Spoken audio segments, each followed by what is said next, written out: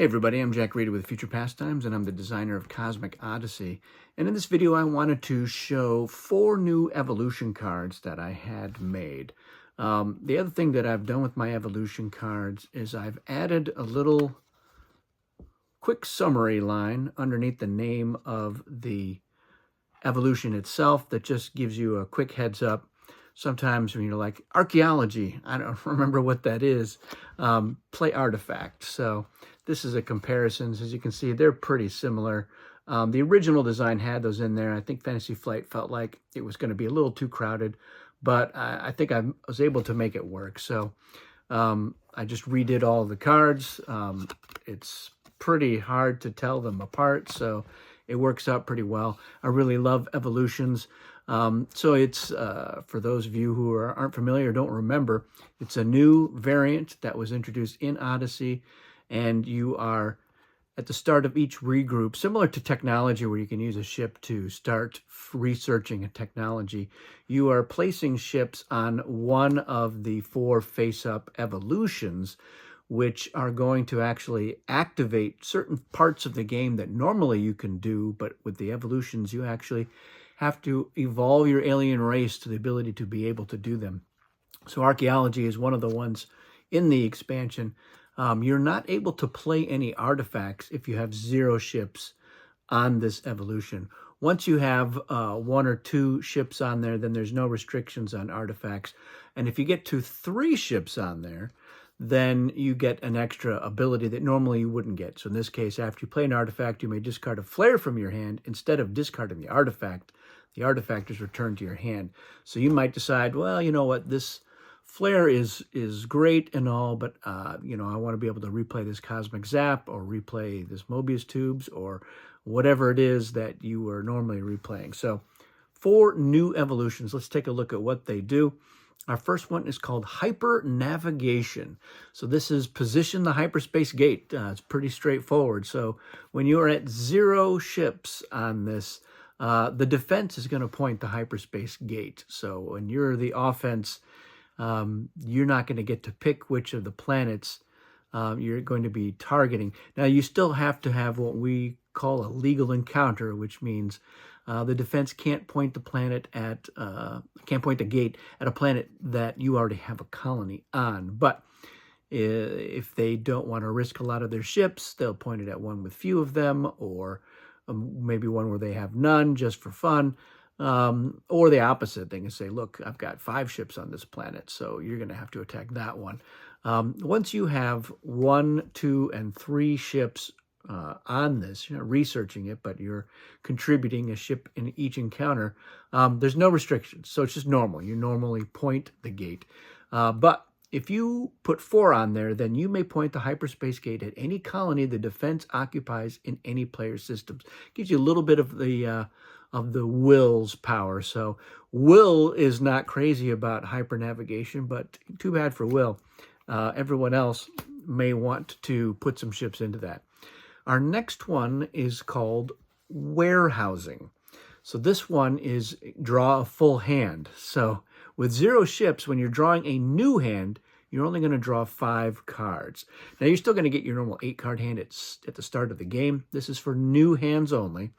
With 1, 2, and 3 ships on this evolution, it's just normal. So you'll get a normal 8-card hand, or whatever your alien power is. So like Oligarch, for example, will get 1 more. But when you get 4 or more, when you're drawing a new hand, you will draw your 8 cards, plus 1 for each of your ships on this evolution. So that can be a real big deal when you know that you're going to be drawing a new hand relatively soon. You may want to spend a few encounters putting another ship onto warehousing so that you can get a real nice big hand. So this is an incentive to keep piling those on there for that. The next one is called Warp Breaking. It's a little Easter egg for the old versions of Cosmic that had Warp Break as an artifact.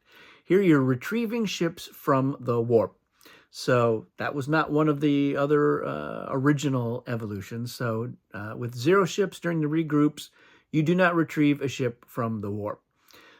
So it's just not something that you have evolved into being able to do until you've started to put some ships in there. With one ship on there, no restrictions. At 2 or more ships during your regroups, you may retrieve 1 ship from the warp for each of your ships on this evolution. So it's like your own little mini warp break, which is why that's what it's called. And then finally, we have Zaponomy. And this one is to play Zap cards. Now, this is going to be interesting. So let's go through this and I'll explain why.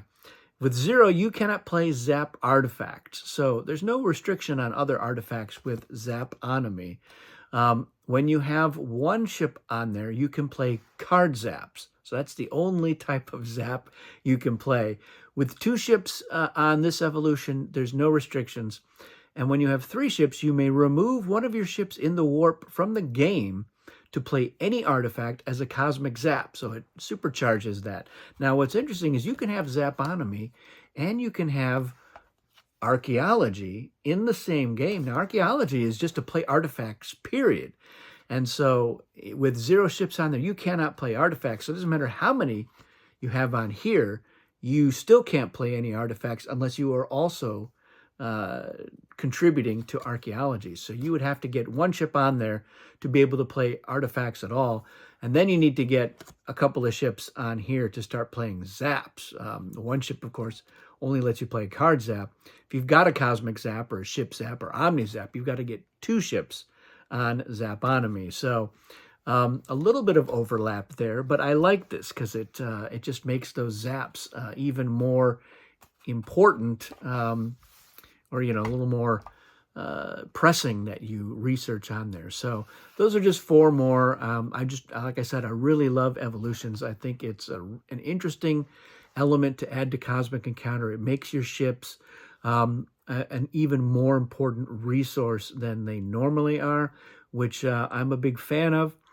And I am sure that there will be more of these as I think of them. I think I have some other kind of edge cases, so some that aren't really going to come into play. There's a lot of evolutions as well that have nothing to do with something that's being turned on because it's something you can normally do but has been relegated to needing to be developed. There are a couple of the evolutions that are just brand new effects, and so you're not trying to put ships on there in order to overcome some handicap. You are just researching them, not really researching, but you know what I mean, in order to get new privileges and new abilities. So like I said, there's definitely going to be more. If you've homebrewed any, by all means, please share those ideas. I'd like to hear what other people are thinking. You may have dreamt up some. And like I said, I'll do some more, and I'll do a video that outlines what they are once they're done. Thanks for watching, everyone. We'll see you again soon.